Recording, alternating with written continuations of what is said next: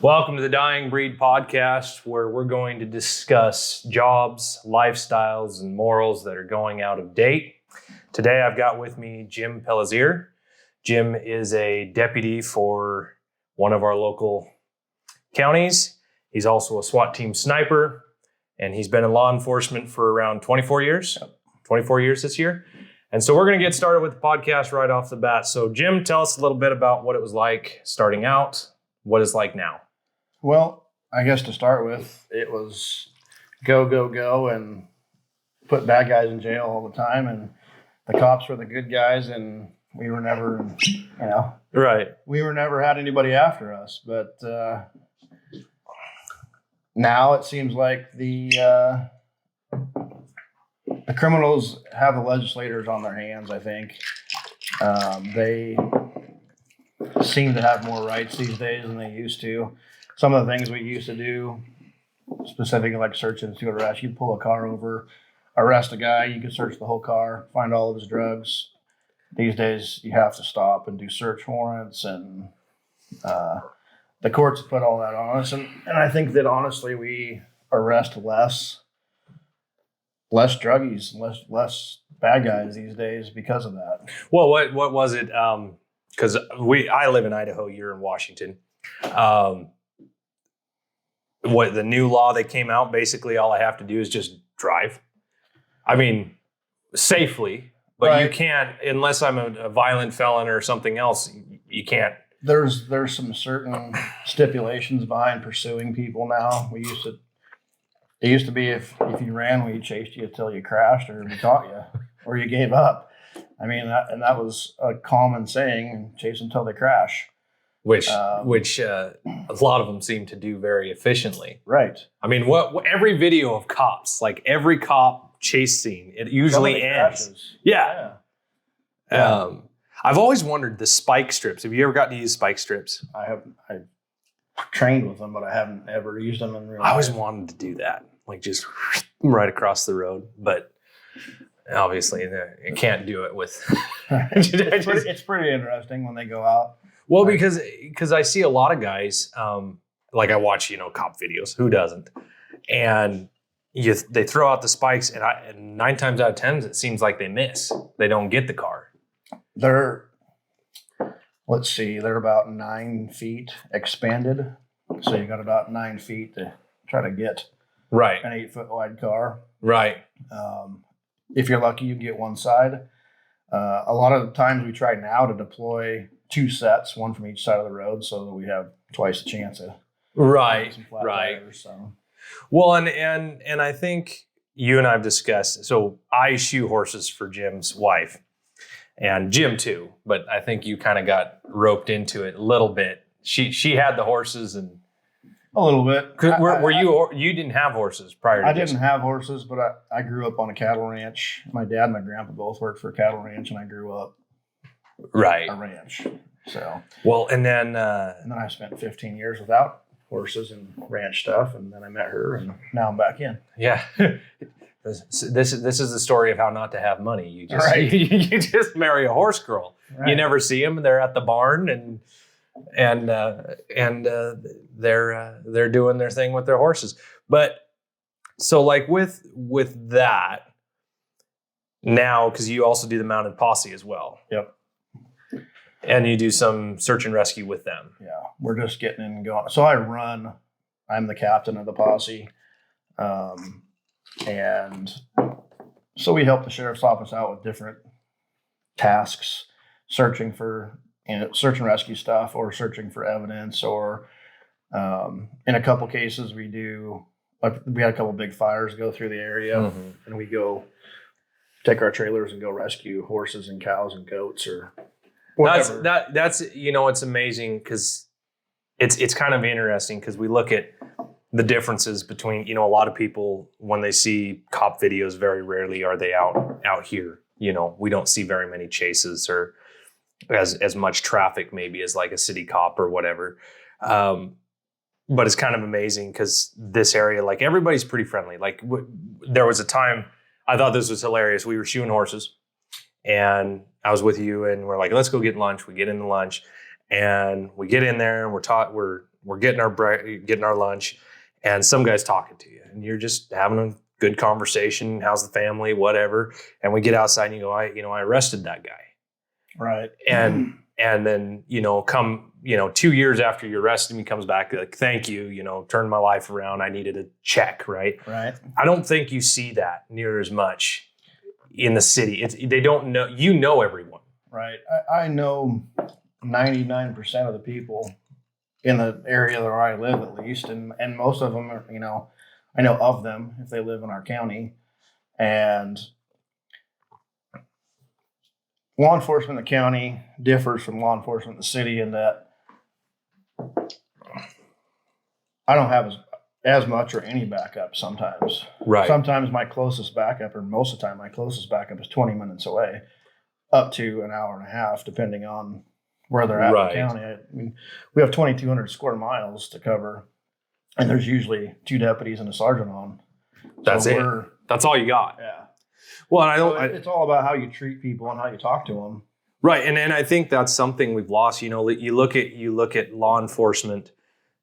Even when I was a kid, I knew all the law enforcement in my hometown, good, bad, and indifferent. There was always that one cop that was like, God, don't get pulled over by that guy. You're guaranteed a ticket. Right. Usually it was the young guy just out of post. Right. He's got a name to make for himself. Yeah. He's got to be like hardcore, and then you had the old cop that'd been there forever. And I guess, to a certain extent, you're 24 years now, and I know people that know you that I shoot for, and you have a great reputation in the community, and the community. And I think we've lost that. I mean, as a society, even. I mean, in general, I have bad guys that I deal with every day, but I don't talk down. I try not to. There's instances where they're being difficult, and I got to put them in line. Right. But most of the time, if you treat them with respect, like in jail and in prison and on the street, respect is a huge thing. Right. And I got a guy right now who shoots at our gun club. And right. Yeah. You told me about how many times I arrested him, but now we hang out and he's got his gun rights back and we shoot guns together. And tell the story about, because I came the day after this happened. I was shooting the horses the next day, and I can't remember why, but we were going to shoot. We were going to go out to your range and shoot. And I wanted to do long range, and you knew tons more. I'm pretty good with a 10-22, but you put something bigger in my hands, and I struggle with bigger things in my hands. But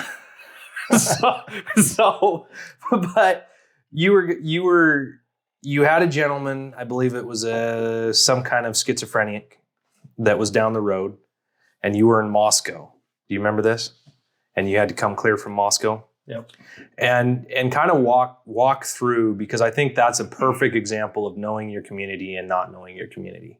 Well, he was literally 4 miles down the road from my house having an episode where I don't know if he was off of his meds or he got to the point in his medication where they weren't working for him anymore. Right. And he was having an episode, and he only wanted to talk to me. Right. It's one of those things where I had dealt with him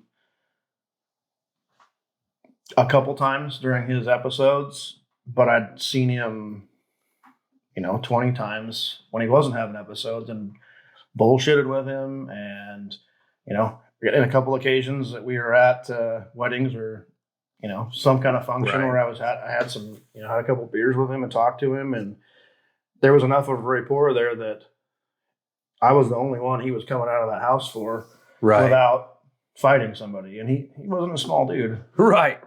Well, and I think good. I mean, you had 2 other deputies with you, as I recall. Yep. And I can't remember who was it, your supervisor or whatever. Basically, had you not been there, that guy would have ended up dead. There's a very, very, very good chance. Right. Yep. And I think the hard part is if you do, and this is, I've always been floored about this. You look back at there's an old TV show called Highway Patrol.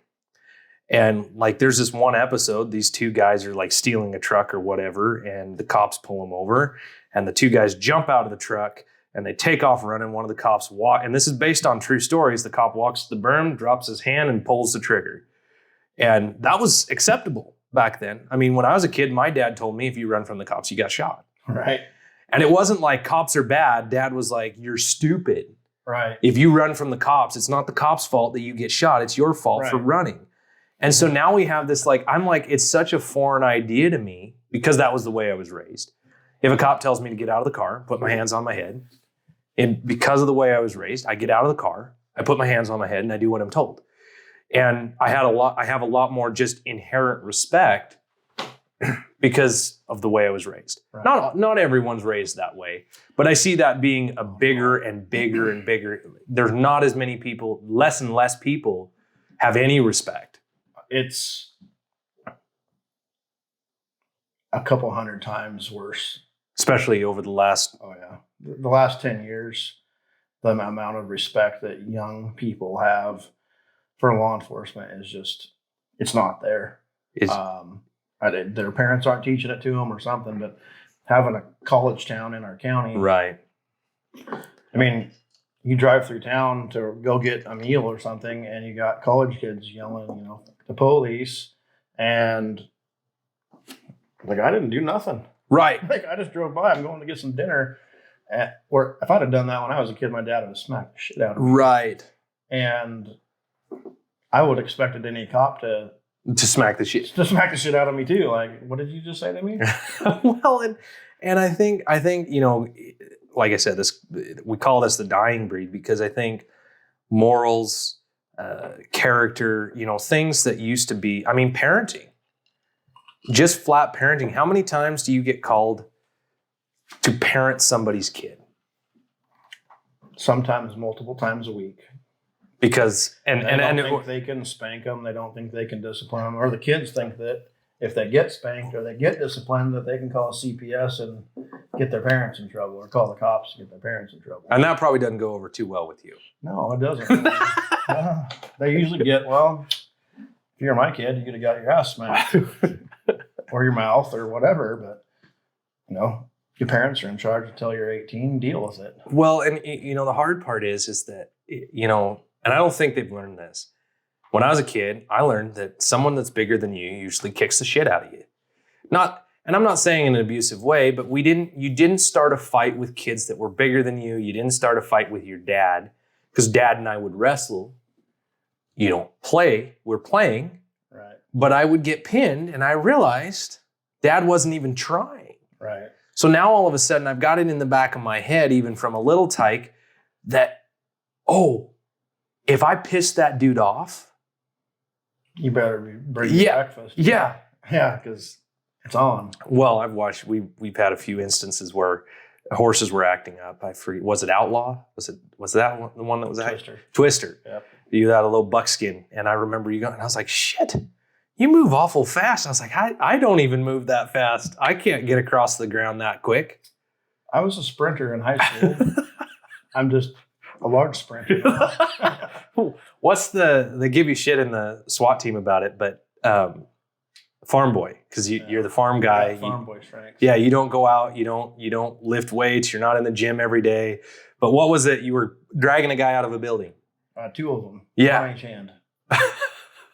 By the back of their vest, just grabbed them, and they both got, in our simulation, they got shot and were deemed down, and they weren't unconscious by any means, but they couldn't function. Right. And it was a slick shop floor, and I just grabbed them and drug them out of the building to get them out of the way. That's why you have shoulder surgery. Right. I'm sure that had something to do with it.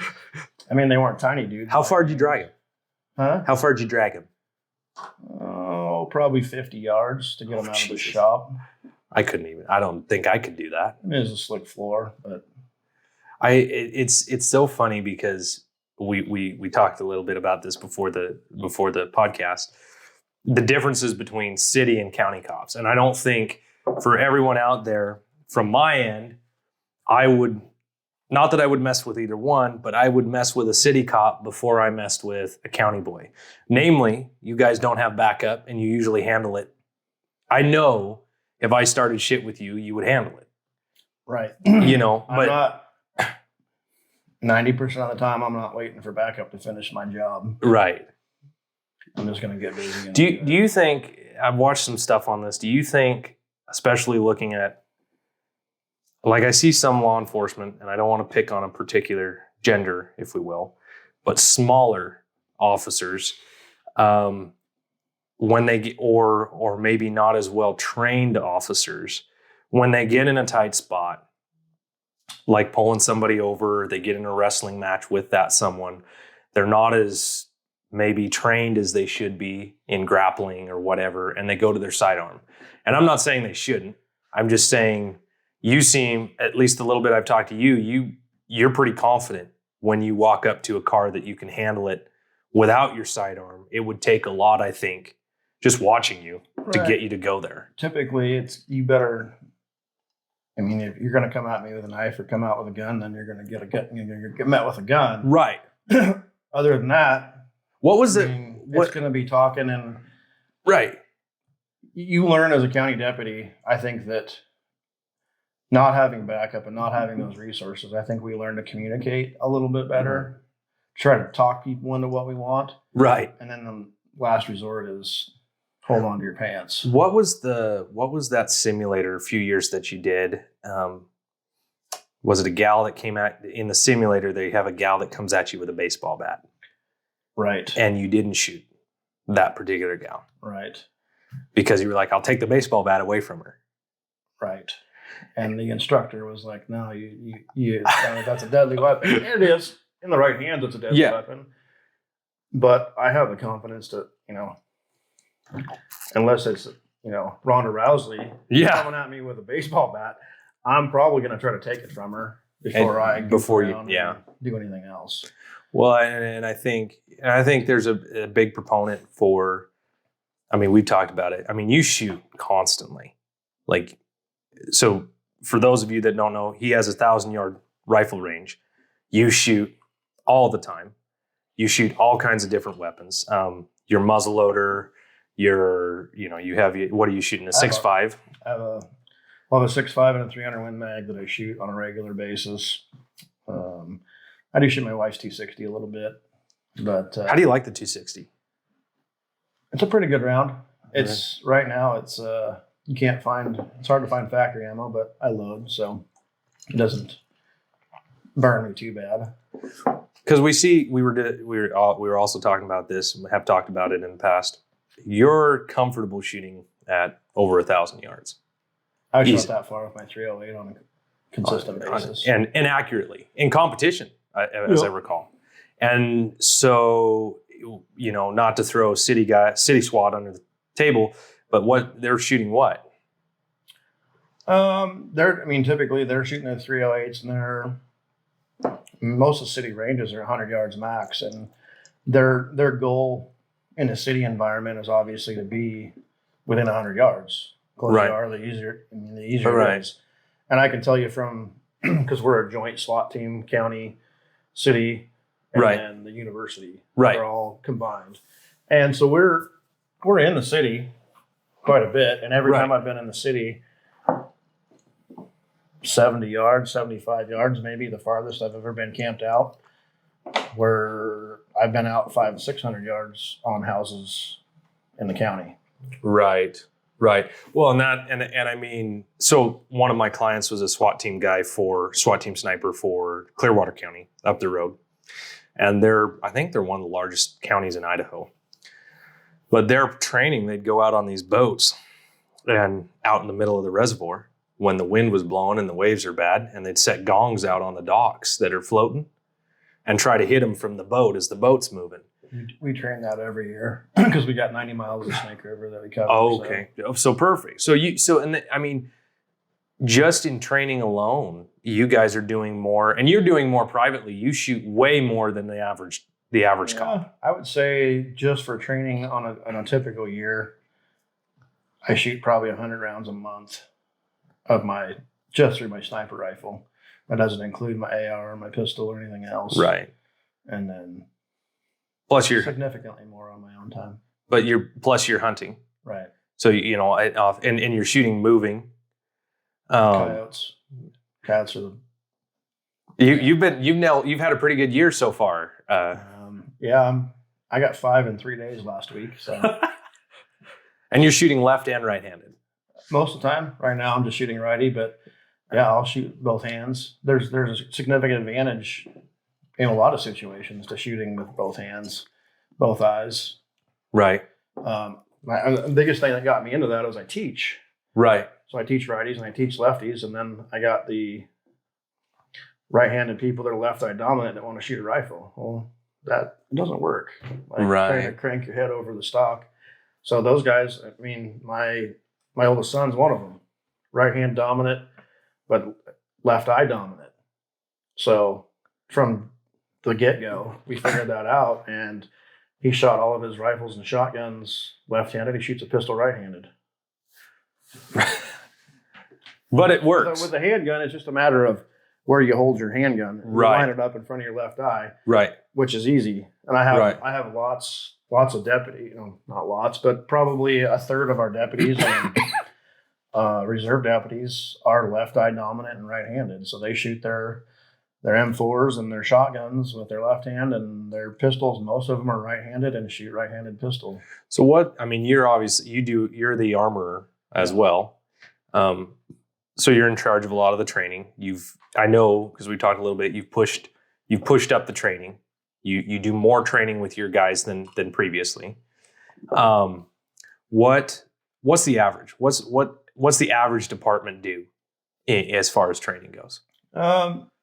Specifically with firearms, typically it's twice a year. That's it. You shoot some qualifications. Usually, you get a target, like a paper target qualification, where you shoot for the best score that you can to prove that you're accurate, and then some kind of maybe a tactical shooting course that you have to pass. But they usually aren't. I would say, at least in our state, they're pushing more and more and more of the combat tactical shooting than the stand on the line and shoot paper. Which is phenomenal. Right. I mean, and I try to make my guys, and I have from the very get-go. I've been teaching handgun stuff since 2005. And my goal is to make every one of my deputies a gunfighter. Right. Like, when it's time to go. What's your average range? Like, obviously, you hear different things. What are the ranges you change with handgun anyway? What are you teaching your guys? What's the distance are you using? Most of it's inside 10 feet. Because that's basically what you're going to be doing. Most of the time we're within, we're talking to people, we're confronting them, be it in their car, I'm walking up to their window, or in public or in their house. Right. Most rooms in your house aren't much more than 10 feet. Right. From one side to the other. So the practical thing to do is train hard and a lot inside that 10 to 12 foot range. And then I drag them out to 50 yards with their handguns, and sometimes 100, and show them that they can hit those steel silhouettes at that distance. And it is possible. Well, it's not ideal in a handgun, but it is possible. Well, the thing, I've been shooting since I don't even remember when I started shooting. I was probably 12. I've been shooting squirrels, and guns are they're a part of our, especially in this area, they're a part of the life. Everybody has a gun. I don't think a lot of people understand that. I've had clients that weren't from here. I won't name states, but it might have started with a C and an A next. But you see them and they're like, oh, well, you don't seem to have crime. Or if we do have crime, it's pretty it's confined to a certain area. Like here in Lewiston, there's crime, but it's really one little block where all the tweakers and all the people that are, less desirables live. It's low income, whatever. That's where it's all kind of takes place. But you don't see them branching out. There's some. We get that a little bit. We get, in our county, we get people coming out of county north of Spokane. We get them coming out of Spokane. Right. Into the rural areas, trying to find abandoned properties, or properties where maybe you got some older couples that are snowbirds that go south for the winter. Right. They're trying to, burglarize their stuff and to make their money. Right. it's not as common as the constant crime. Well, we literally live bigger by cities. This area. We live by the rule: fuck around and find out.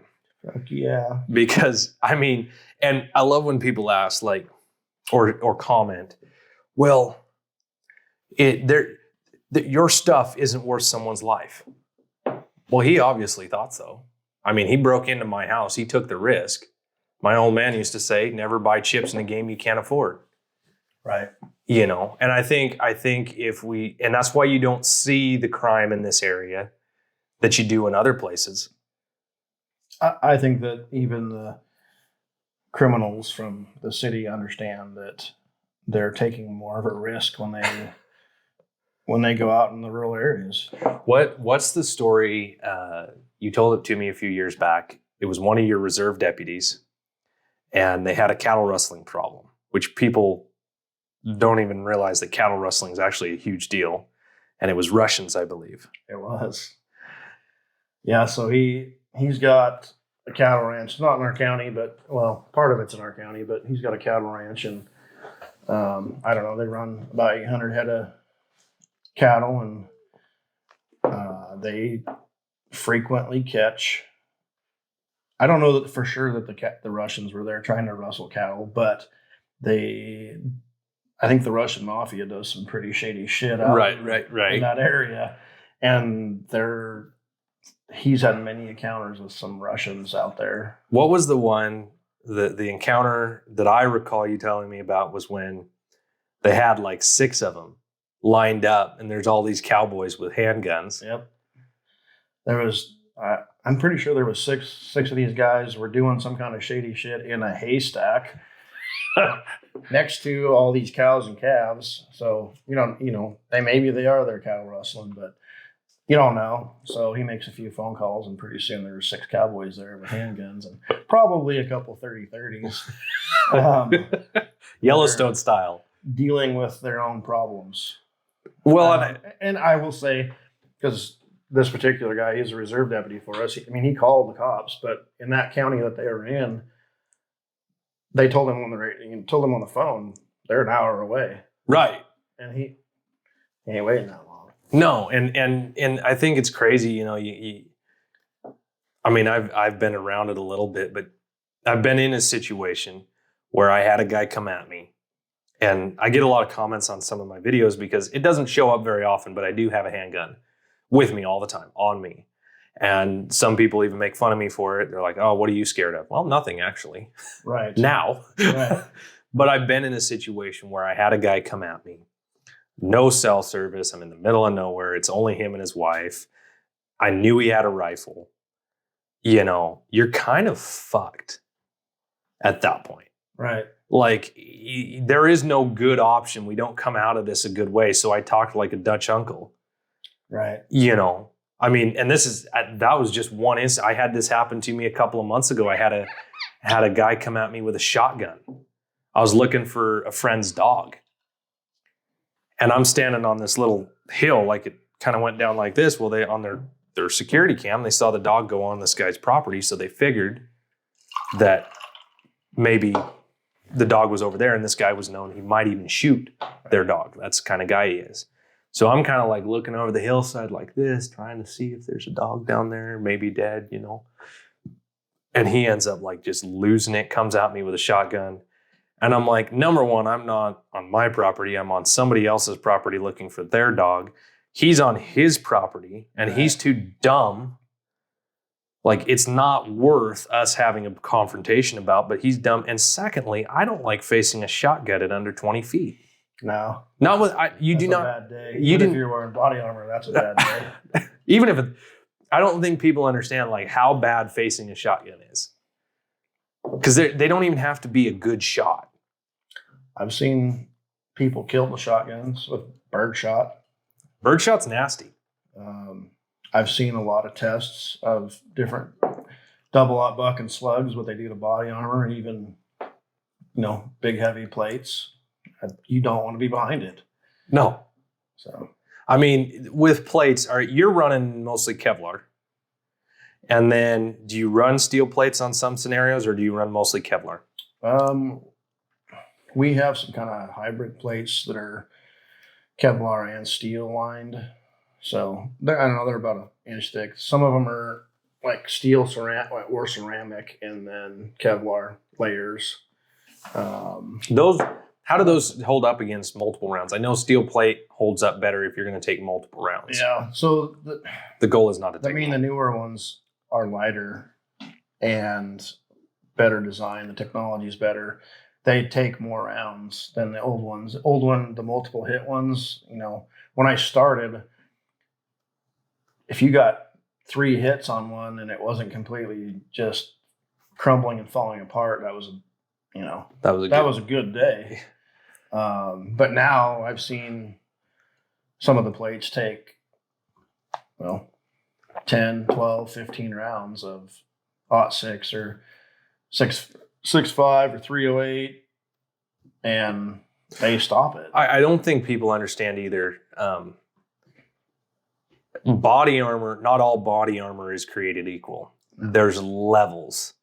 So a lot of what officers wear is mostly handgun, especially at least the guys in the city. I see a lot of them.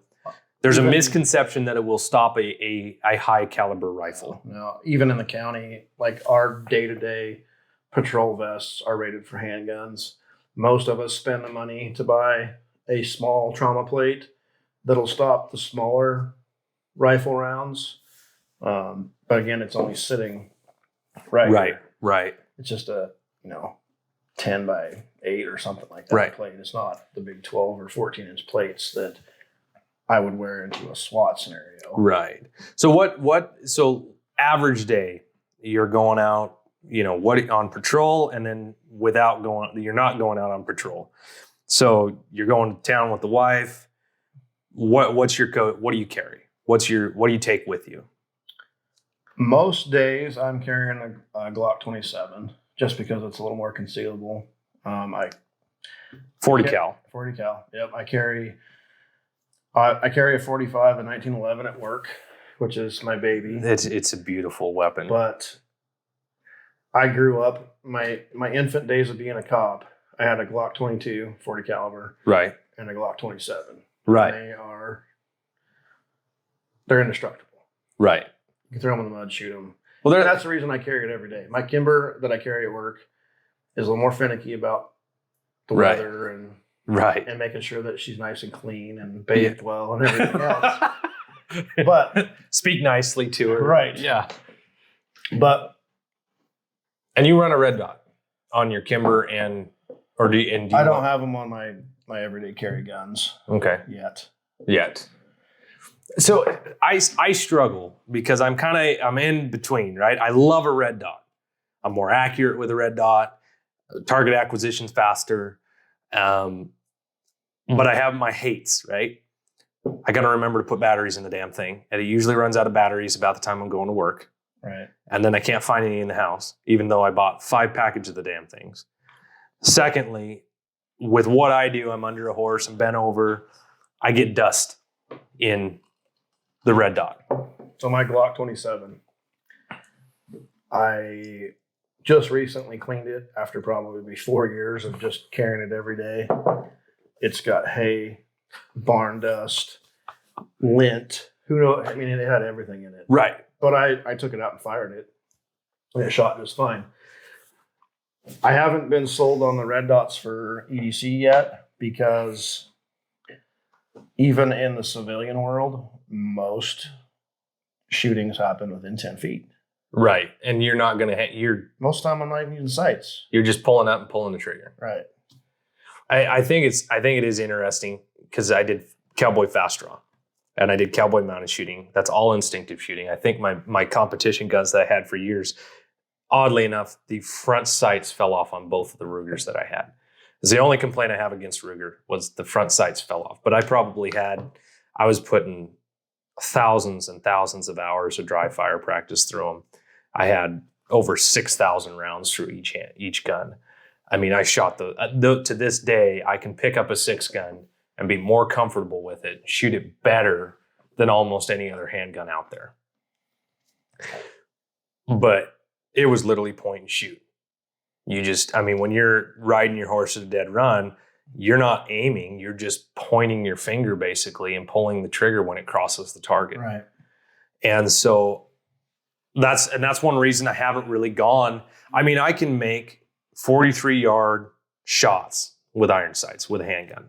I'm reasonably confident in that. 9 out of 10 times I can hit steel.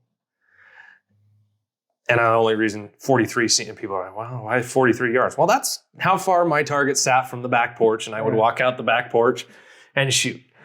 But I like for my EDCs, especially when I'm under a horse or I'm working, I like it to be thin, compact. I carry a SIG 365. I'm in love with the SIGs. I like the Glocks. The reason I went SIG was when I was looking at getting a subcompact, SIG was the one that had a 12-round magazine, not clip everyone, magazine that I could have in the gun. So I'd have 12 plus 1. And I think what the 43 is the same size as the SIG 365, and the best it has is 6. Or is it 7? I can't remember. Maybe 6 plus 1. Yeah. So, and I mean, I think it was 10. So without an extended mag in the 365, it was 10 plus 1. With a little of an extension on it, it's 12 plus 1. The thing I'm in love with now is that the SIG line, you have the SIG macro now, and it has a 17-round magazine that will go in my 365. Right. So I kind of like that. I like the interchangeability. And that's where I am at with the Glocks that I carry right now. My 27, my everyday carry, but it'll take my 23 mags, and it'll take my 22 mags, and I'm familiar with it. Right. And I believe in that magazine interchangeability. Right. Any given time, I've got a couple mags laying around any of my vehicles for a Glock, and I know that I can pick one up and slam it home. And well, and I think that's the big thing. People get hung up on the gadget. And we live in the world of gadgets, and I'm terrible. I'm the first one I want to know what the newest gadget, the newest watch, the newest shit. I'm old school. But beware of the gadgets. Right. Well, but I think his name's Clint. He's one of the trainers. He has that training ranch. Oh, Thunder Ranch. Yeah, Thunder Ranch. And Clint Smith. He always says, beware of the man that has one gun. Because he probably knows how to run that one gun. Right. And I do think you should cross-train. I mean, where you can pick up any gun out there and at least run it. I train my kids. I mean, they can shoot revolvers and semi-autos and shotguns and rifles, and pretty much any gun that I have, they can shoot. Right. And shoot well enough. I mean, they probably shoot better than most of us. I mean, what your daughter and son shot an elk this year. What ranges? They're elk 550 with about a 15-mile-an-hour wind. And then my daughter, she shot her deer this year at 600. No wind on that one, but I mean a 600-yard shot. I mean, what do you run? I mean, you and I argue. What's the round you're running right now? I'm running a 6.5 right now. I do have a couple 308s, and I grew up on a 308. So you like a 308? I like it. But you're also a big fan of the 6.5. Yeah, I like it for the distance shooting more. There's not as much drop. There's not as much wind effect. The ballistics are a little bit better. I wouldn't say the knockdown power is necessarily more than the 308, but I can stretch my knockdown power out a little farther. And you can, and see, that's, I think, because I had a 6.5 Creedmoor. Come to find out, I could have sent it back because it wouldn't. I mean, this was my grouping at 100 yards. I mean, I couldn't get better than a 2 or 3 inch group, which with what I had on it, it should have been touching each other. And then I just fought with that for so long, like I'm over it. So I think the next gun I'm going to build is a 7 millimeter. And I'm kind of debating on either a 7 mag, and I've been told that the 7 PRC is freaking amazing, but I'm not sure. Ultimately, I think the 7 PRC would treat you better. Really?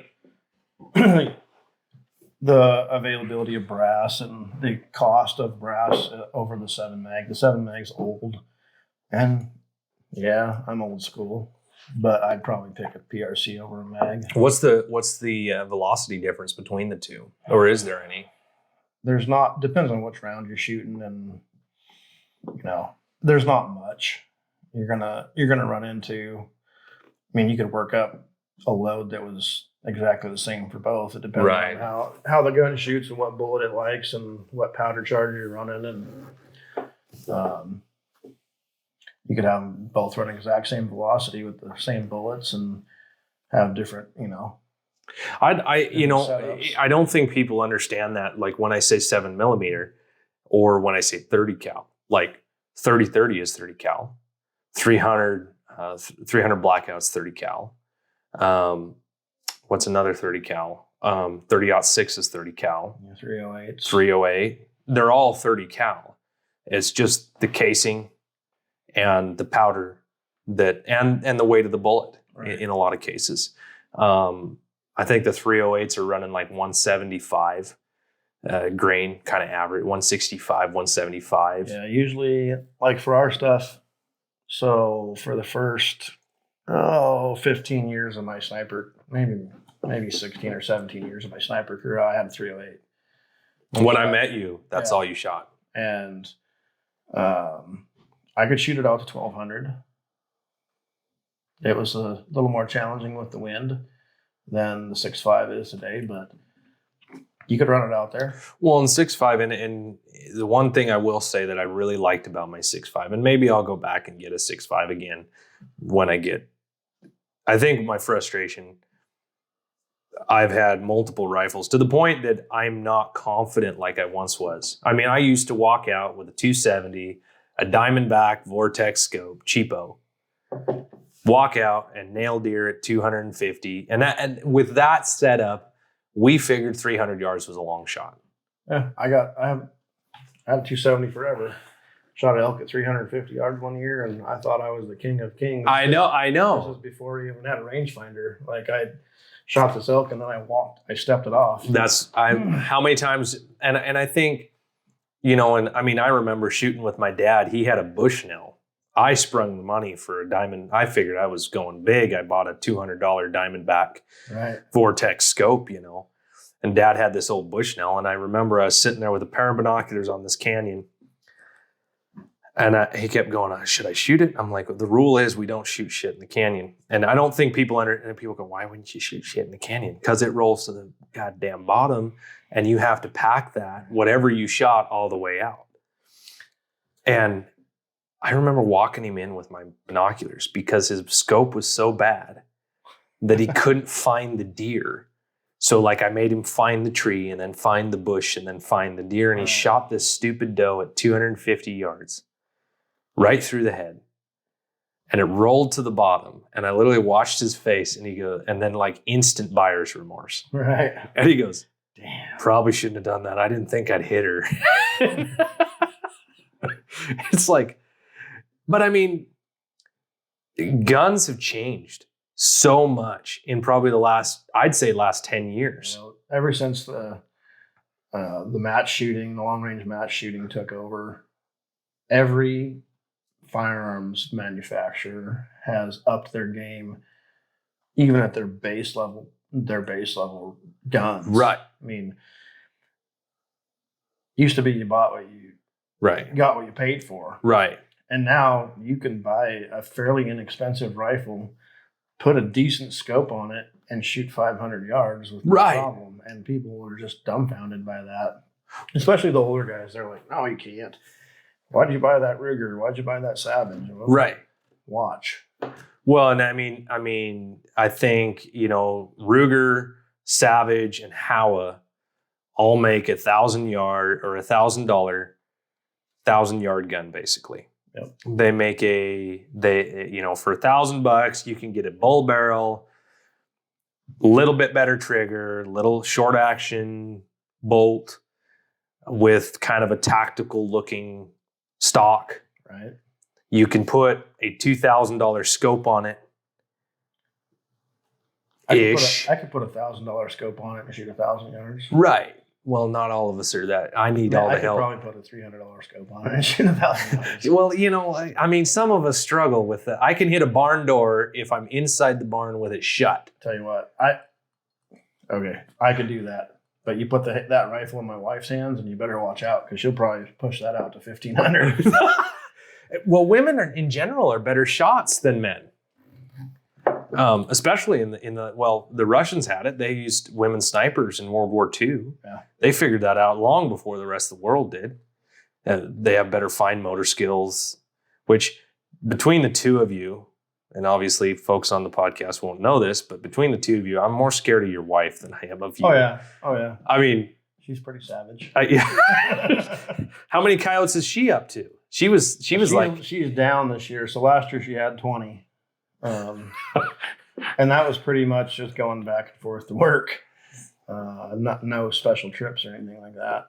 She was on a full-on rampage there for a minute. There was a couple days where she killed 5 or 6 at a time. At range. Well, anywhere between 100 and 500. The furthest one she hit that one day was 550. And she shot 5 that day, and 4 of them were between 100 and 550. And then the other one was at a different area, closer range. But yeah. I mean, and again, that's with a freaking Savage Scout rifle 308 with a Diamondback tactical Vortex on it. Nothing special. You look at, personally, I like short guns. I like handguns. I believe I shoot better. I've always liked handguns. I was kind of raised by a bunch of old gunfighter types. They all liked handguns. They all ran short guns. They ran long guns, but it was kind of we were working on this ranch when I was like 13, 14 years old. And I can remember, looking for poachers, and they'd have like 6 pistols up in the dash. And people are like, well, how did you end up the way you are? Like you carry a handgun. I'm like, the way we're raised out here.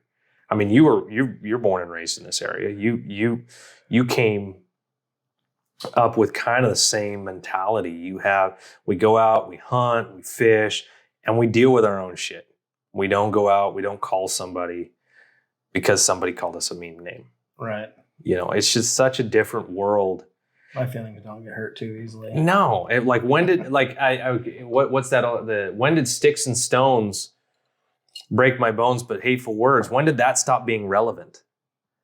I mean, and these college kids, I think the reason that they're so disrespectful is they've never had somebody kick their ass. Oh, I know so. Right? I get reserve deputies that come through that have never, until they became a reserve deputy, they've never been in a physical altercation. Besides your football players and your wrestlers in sports. But on the as far as in the wild playgrounds, never had any. No physical altercations, no physical contact, no. That's no not nothing. And I don't. And the first time they get hit, they about shit their pants. But it's so funny. I was telling somebody this today. Actually, I was like, the worst thing you can do to me is hit me, because you better knock me out. You have to hit me hard enough. If you hit me hard and you don't knock me down. Hold on. Because I know I took everything you had, and now it's not about how hard I can hit, it's how hard I can take a hit. It is still hit back, and it works. Horses, I've been hit in the head, bucked off. I've been knocked out twice working with horses, and both times they I had one, friggin' our heads came together and knocked me colder than a fish. And then the next time he actually stomped me. Yeah. Popped me in the back of the head. My eyes were rolling and rattling around. It's, might explain some of the problems that I have to this day, but I'm amazed. Young men were meant to have aggression. I think we've suppressed aggression to the point that it's not healthy. They're aggressive on their video games. Oh my God. How many guys do you know, guys that are playing video games, what are kids going to say in 20 years, to their kids? What'd you do, Dad, when you were a kid? Well, goddamn it, I won Fortnite. Right. What? You never had a real experience. So our kids, we don't let them I mean, they have phones and they have technology, but it's like if it's not raining or snowing, well, get outside. And if it is raining and snowing, sometimes they just go outside anyways. Right. Because there's nothing care. inside. I mean, I'm amazed at the kids that have a TV in the bedroom, they have their own TV. I mean, when we were kids, the big fight was who got to pick the movie for the night. Right. And we had VHS, and there wasn't a lot of options for a lot of years. We had Old Yeller. Right. John Wayne movies. Yeah, you know. And I think, I mean, John Wayne, I mean, I was raised on that. And the idea of respect, and it goes big full circle all the way back to the whole thing where you're getting yelled at on the street. Those people that are saying fuck the police, fuck this, fuck pigs, blah, doing the whole thing, they're the very same people that the first person they get in the way, they block traffic, and they get their ass rocked by some old boy who's tired of waiting. They're the first ones to call the cops. Yep. They're the first ones that go, oh my God, I need help. And they don't get a lot of sympathy from me. They might get justice, but they don't get a lot of sympathy. What's the difference? I mean, cops have a lot of, what do you call it? Discretion. The difference, and I don't think people understand this, the law is not always justice. Right. So, I mean, you come across it. I've been watching some stuff recently. I was watching the Sean Ryan show, and he had Ryan Montgomery. It's an older episode, but he's the number one ethical hacker doing child. Right. And then I had, they got The Sound of Freedom just came out.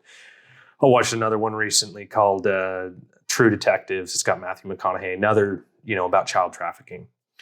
And I mean, what do you see as far as like justice comparatively? I mean, I think some of these assholes need just executed and done with. Whereas you see guys, you arrest guys that go into, that should go to jail and don't. Yeah, I on many occasions have arrested a guy, put him in jail, and before I can finish my paperwork, he's out on the street again. It took me a lot of years to get over that's how it's going to work, and my job is to put them in jail and do the paperwork correctly so that maybe they get sent to prison or maybe they do their year in jail or their 2 months in jail or whatever they get, and not getting stressed and pissed off about what happened that night because they put up the money, they can bail out. What do you think? On most offenses, anyways. I mean, there's some states now that have what's the zero cash bail or whatever. Basically, you go into jail, you get kicked out. My wife had an instance. An individual showed up to the ER, refused all treatment. The cops brought him in, refuses all treatment. So it's not a HIPAA thing because he refused all treatment. He didn't even get admitted. And they call the cops to come get him. And I won't name names, but they said, we'll just arrest him another day. He had an active warrant. And I don't think folks understand. I mean, and some of that's your city or your county. Some of that's looking out for your citizens in some ways because they're paying taxes on that. Right. And there are people out there that are medical nightmares. Right. And just every time that they come to jail or every time they get booked, they cost the county thousands of dollars in medical stuff because they got all these medical problems and they don't deal with them until they get arrested and put in jail. And then it's on the county's bill. Yeah. Then they got to go have an MRI and they got to go to the ER and they got to do this and they need this medication and they need to go to 17 appointments this week to figure out what's wrong with their stomach. And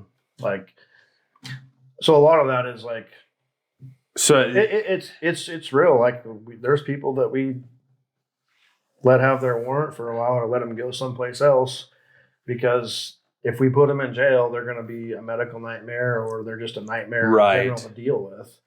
And that's saving the taxpayers. And they're not in they're not a super big risk to the. Typically it's warrants of like for suspended license or right. Petty theft or whatever that, if they're important stuff, yeah, we will arrest them anyways.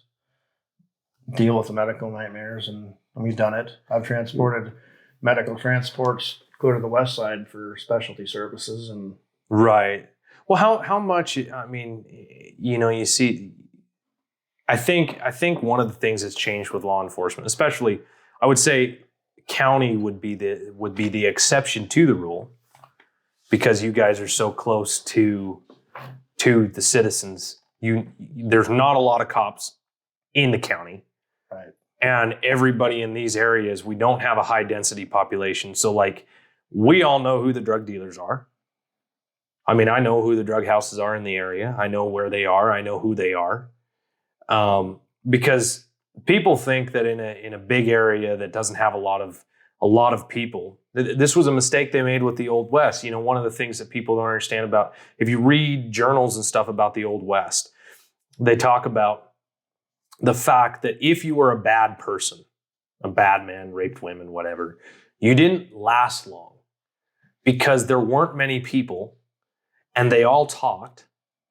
And so it got around that you were an asshole and somebody usually dealt with you. Yeah. So in our area, we see this quite a bit, because you see a guy will come through and he's an asshole and he'll get dealt with. Well, and I would, being at it for 24 years, there's some towns, specifically in our county, that are more tolerant of those assholes than other towns. Right. And I've seen towns legitimately run people out because they don't like them. Right. Because of whatever they did, X, Y, and Z. Just like you're talking about, everybody talks, and they can't live there without people criticizing them constantly. And those people in that towns don't want those kind of people in their towns. And most people don't, but some towns are more tolerant than. Well, I mean, we have the same thing. I mean, you see it. I mean, it's pretty all over the place. I mean, the thing that I've noticed is like farming towns in general. Like we're big ag, so we have logging and kind of farms. That's kind of what we've got in this area. Logging seems to be far more acceptant to in at least the little bit, the way that I've gone through, like as far as like the drugs thing, especially, a lot of your loggers, they're getting up at 2 or 3 in the morning. They're going out, they're working on the crew till 3 or 4 in the afternoon. They go home, fall asleep, and start it all over again. Right. And I know a lot of them that got into cocaine. It's their coping mechanism, their way to stay awake and keep working. A lot of your logging communities, super low income. There's some that are making it, but there's a fair amount that are doing just enough to scrape by. Right. I think with the farming, we see the same thing, but they seem a little more, it's not as rugged, it's not as hard. It's not as rugged, not as hard, but I would say in the farming community, it's alcohol. Okay. That makes sense. That makes sense. That's their drug of choice. They're at the bar or they're going to the store every day and buying a 30-pack, and they drink it every day. They drink. I didn't think of that, but that's actually a fair point, because I can think of, now that you say that, I can think of half a dozen guys that I know that's their MO. I mean, if they don't have a 30-pack of Coors in the front seat of their truck, they're not. I mean, in alcohol, it's kind of an interesting thing, because alcohol, it's not really classified as such, but you see a ton of alcohol-related crime. Probably, is it more or less than some of the others? And specifically in our county, probably more. More. Yeah, I mean, a lot of your domestics are alcohol-driven. Husband and wife get drunk, or husband gets drunk, wife doesn't like it. Pretty soon they're having an argument. Somebody starts thumping on somebody. Right. A DUI. You get your just belligerent people at the store. Right. A lot of our crimes are probably, even up through like the rapes and the more serious stuff, is alcohol involved. Oh, really? Okay. Well, Because, I mean, we've talked a little bit, weed, here nor there. In this state, it's illegal. In that your state, it's not. I can tell you in 24 years, I've never fought a stoner. Not once. I have never fought a regular marijuana user. Tell the story about the raid you guys did on the trailer house where all the stoners were in there. Oh yeah, and they had all the knives. Yes. So back when marijuana was illegal, right? We got this tip on this house that was supposedly dealing drugs, and when we rolled up there, we had a search warrant to go in because we caught somebody leaving that had purchased marijuana there, and I'm trying to think, there was 2 deputies in front of me, and like 3 deputies behind me. So there's like 5 to 7 of us in a single wide trailer. 2-bedroom, 14 by 70 kind of deal. They pop the door, and there's like 12 people in the living room, and we yell at them all to get on the ground, and they do. They're like, dude, don't fuck us up. They get on the ground, and there's weapons, knives, and swords, and all kinds of gadgets hanging on the walls. But we got to get to the back bedroom to make sure there's nobody back there, and we end up just walking over all of them like carpet, and they're making noise and going ooh and ouch. But there's no other way to get there. And when we're all said and done, we apologize. We're like, hey, sorry we had to step on you, but we didn't expect 12 of you to be in the living room. They're like, oh, no big deal, man. It's all good. Most of them weren't in trouble. It was only the guy that had the house that was going to be in trouble, so they didn't care. But you never fight stoners. What the gas mask?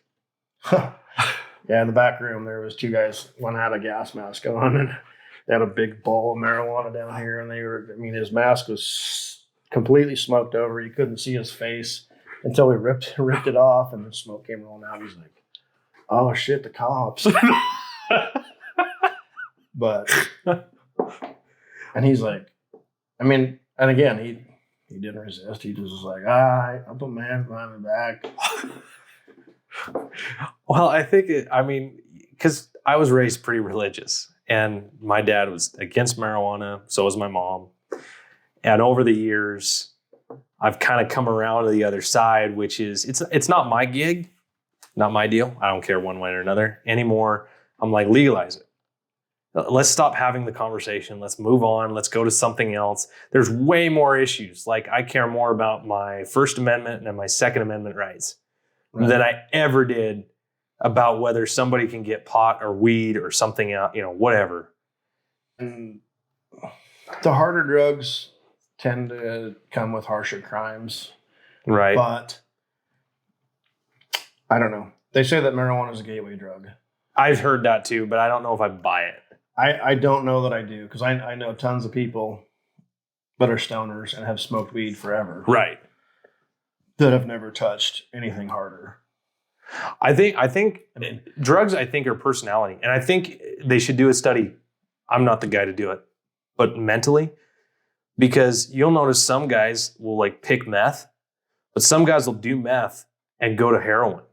And some guys will do heroin and go to meth. Like, I think each person's brain slightly different. Different chemicals, and they're drawn to a different type of drug. Right. So I think to a certain extent, those individuals, as bad as this sounds, those individuals that are going to do meth or heroin, you could argue that they were going to do meth and heroin whether they did pot or not. Right. Pot might have been the start, but they were going to end up there anyway, because I know people that did pot, tried meth and heroin, like, fuck that shit, and went back to doing pot. Right. And then I had a buddy that he can't do just one. He's going to end up on something, which is why we kind of quit hanging out. Well, and in high school, I smoked marijuana. Right. I drank a lot of beer in high school too. I got I like the alcohol way better than the marijuana. I like the effects of how it was. So I never, And it was never my thing. I did it a couple times, and I was like, that sucks. I tell you what, I don't like really being drunk or buzzed. I just don't like the feeling.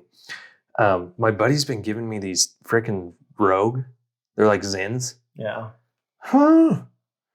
I've been more sober drunk than I have been on those things. He's got like the 6s. And so I was like, and I'm like, I was trying to drive home the other night, and my wife was in the grocery store, and we ended up being in the grocery store at the same time. So we're bullshitting. He gives me one. We're sitting there bullshitting. I get back in the truck. I said, okay, baby, you're driving, because I may not be drunk, but I'm not all there right now. I was sitting there just like, you know. Well, we hit a shit ton of topics. I think we're going to have to do more. Absolutely. We need to do this like more often. I think we'll wrap this up today. We'll call it good. Thanks for coming. I really appreciate it. No problem. And we'll do another one. And that'll about do it for today. Hope you guys all enjoyed. Keep following, keep checking it out. We're going to do another. Don't worry, he's going to be back on the podcast. And y'all have a good night.